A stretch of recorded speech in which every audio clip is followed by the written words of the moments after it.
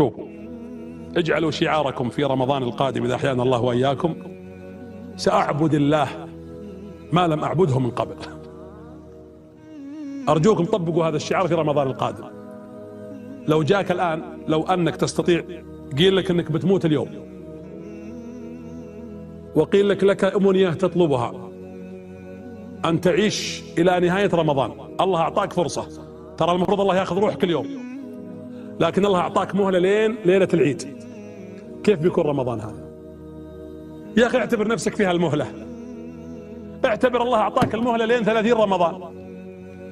اعبد ربك عبادة حقيقية حتى تلقى الله وأنت تجد نفسك سعيد. ليلة واحدة تقلب الموازين.